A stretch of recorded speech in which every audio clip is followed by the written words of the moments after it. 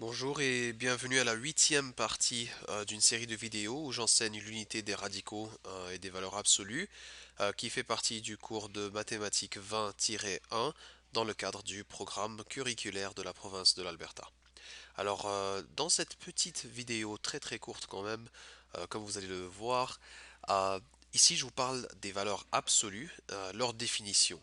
Alors vraiment ce qu'il faut retenir c'est que la valeur absolue veut juste dire la valeur positive ou la magnitude de n'importe quelle valeur qui se retrouve entre ces deux tirets-là. Alors, lorsque tu as deux lignes verticales comme ceci, ça représente valeur absolue. Euh, alors, non, un instant.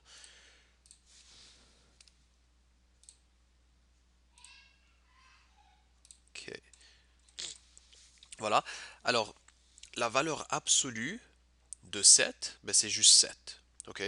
Mais par contre, la valeur absolue de -8, alors comme je vous le rajoute ici, la valeur absolue de n'importe quoi va toujours être positif. Ok. Alors la valeur absolue de -8, c'est juste 8. La valeur absolue de 5 moins 2, ben 5 moins 2 c'est 3, et la valeur absolue de 3, ben c'est juste 3.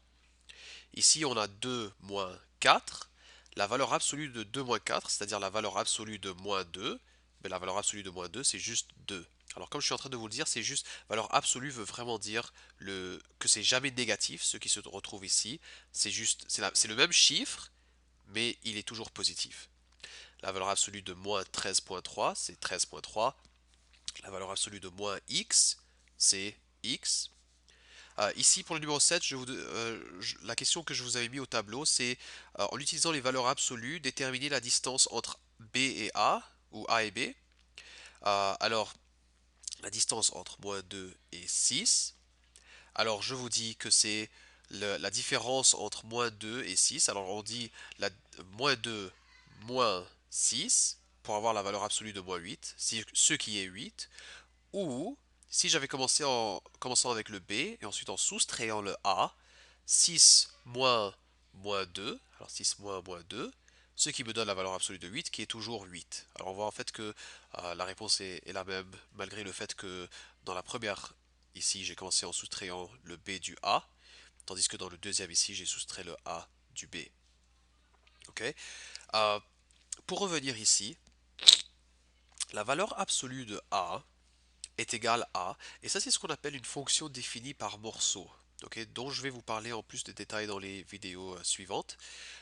Mais la valeur absolue de A est égale à A si la valeur de A ici est positive, ok. Mais par contre, la valeur absolue de A est égale à moins A si cette valeur est négative. Alors par exemple, je vous prends cet exemple ici.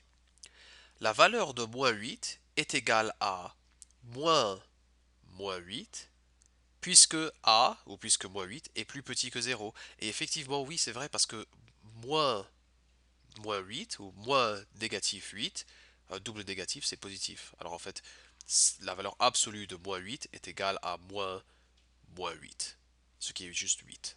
Ok. Et on va voir dans les vidéos qui suivent euh, comment vraiment utiliser les valeurs absolues pour des fonctions de valeur absolue. Mais pour ce qui est de cette vidéo-là et ce devoir-ci, il va vraiment juste falloir savoir que euh, la valeur absolue va toujours être juste le positif de n'importe quelle valeur entre ces deux lignes verticales. Ok. Alors 2 moins 4 c'est -2, alors la valeur absolue de -2 serait juste 2. La valeur absolue de -13,3 c'est juste 13,3. Ok. Et voilà, c'est tout pour cette vidéo-là.